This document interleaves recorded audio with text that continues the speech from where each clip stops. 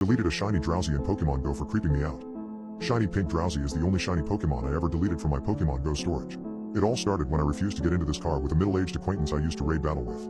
I will refer to him as Mr. Family Man. It was 2017. Pokemon Go was not like how it is now. There was no remote raid pass, no battling, not even trading.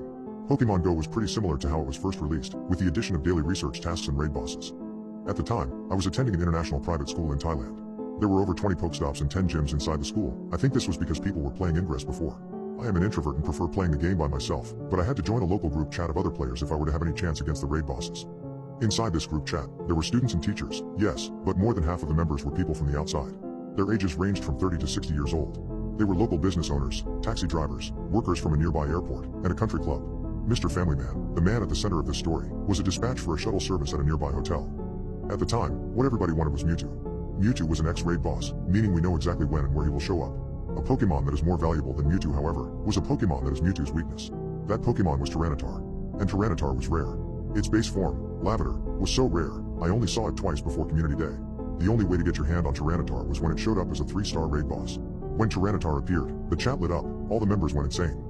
One time, a Tyranitar raid appeared in an area outside of the school with no sidewalk, like, it was just a gate in the middle of a field. It was also nighttime.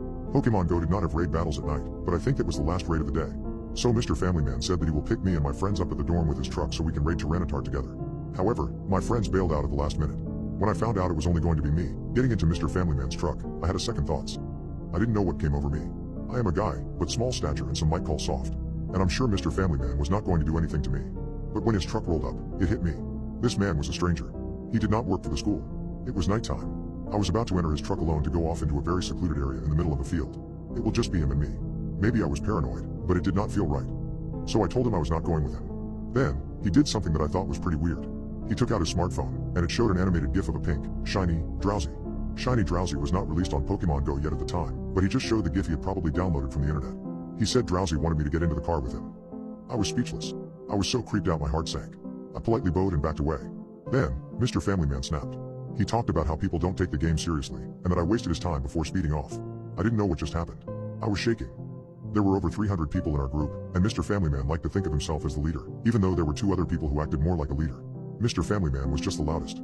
He always makes loud jokes and announcements while we wait for the raid to start. They were obnoxious but nothing offensive. After the cancelled Tyranitar raid, Mr. Family Man still talked to me normally, but I could feel that he was not happy with me and just put up a front. We all needed each other to raid the bosses. I also feel that he was jealous of the other pack leaders of the group. Another man, let's call him husbandman, had his wife bring roasted chickens and curry to give to us when Pokemon Go had an event called Community Day. I think Mr. Family Man was jealous of this. He started bringing his wife and children to the raid more and more. They usually just stayed in the car, though. He started to tell the story of his family more and more while we were waiting for the raid to start. It was like he was running a political campaign. Things came to a head when Mr. Family Man detailed in the group that one of his family members was sick and that he will not be playing a lot of Pokemon Go due to this. With that knowledge, the other leaders of the group did not type into the group chat when a Tyranitar raid showed up near the school. We told each other about the raid outside of the main group chat and just went to get it together. Well, when Mr. Family Man found out he missed a Tyranitar raid, he was beyond furious. I was not there for the blowout, but the people who witnessed it thought it was a bad scene. He ranted in the group chat, which I missed. He unsent all the messages later. A few nights later, Mr. Family Man contacted me privately. He said that there was a Pokemon I always wanted, Lapras, that spawned outside of the hotel where he worked. It appeared every night at around 11 p.m. But he said because I was a scaredy cat and wouldn't get into his car alone, I will never get this Pokemon. I sent a laughing emoji, thinking this was a joke. He sent a gif of a shiny Drowzee again. Come out. Come out. I was disturbed by this. I sent a laughing emoji but I was not laughing. Then, I suddenly realized, I was standing outside my dorm. It was 11 p.m, why was I outside? As I was chatting with him my leg moved on its own. That freaked me out, but before I blame this on something supernatural, I do this a lot. My body just moved on its own when I was on the phone or chatting with someone. But that was the only time I walked that far. I didn't even remember getting into the elevator. Then, Mr. Family Man missed a Mewtwo raid. This never happened before. Someone who worked at the same hotel as Mr. Family Man said that he had a big argument with his wife regarding the health crisis their family faced. It got so bad that they might divorce. Mr. Family Man showed up once in a while after that. He usually stayed in his car and did not join the others like before, because he said that his GPS messed him up and he needed to be in the car to join the raid. He only walked out of his car to show that he got a shiny Kyogre one time. He was beaming and just wanted to show it to everybody. Then one day, he just didn't show up anymore. The hotel where he worked survived on tourists that came from the airport, but when a big hotel right next to the airport finished its construction, the customer decreased by almost 80%. After a few months, the hotel was closed down for good.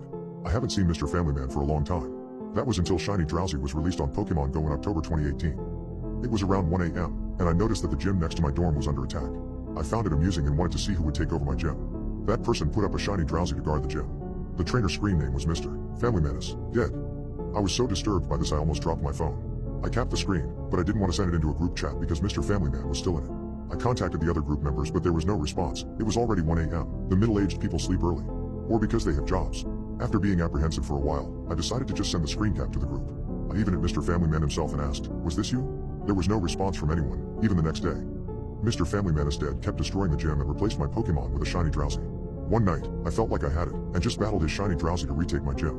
It felt kind of good to send my Pokemon to beat it up, not going to lie. Then, the OG Mr. Family Man sent me a private chat message. It showed Lapras spawning where his hotel used to be. That night, it was a full moon, which always excited me for some weird reason, and I felt adventurous, or you may say, stupid. I asked my friend who has a car to go with me to that area and let's get that Lapras. My friend was as dumb as me and he agreed. I responded to Mr. Family Man's message by typing, "Thank you. I'm coming to it in the chat." He responded with the gif of a shiny Drowzee. Then typed, "It worked. You are coming out. Come out. Come out." The exciting energy that I had disappeared. I was so creeped out. But my friend already walked downstairs with car keys in hand. I didn't want to cancel it. As I got into my friend's car, I decided to tell some of the people in the group chat where I was going. I don't know why I did this. It made no sense. Like, I'm going to Mr. Family Man's old hotel to get a Lapras, see ya. But I did anyway. Then, to my surprise, my husbandman called me. It was very weird to receive a phone call from someone from the Pokemon Go group. I picked up the phone and he said, "Mr. Family Man unalived himself a few months ago inside the hotel where he worked."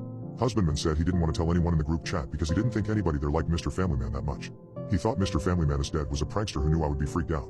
No way it was the real him. I started freaking out. I hang up without telling husbandman that Mr. Family Man privately messaged me. I stared at the chat and I told my friend to not drive there anymore. I don't care how upset he was going to be. I was so horrified I left the group chat and deleted the Pokemon Go app. A few years later, I think it was during the pandemic, I re-downloaded Pokemon Go again. Who can resist Magikarp Community Day, right? Well, one time I saw a Pokemon I wanted to be spawned among several other Pokemon.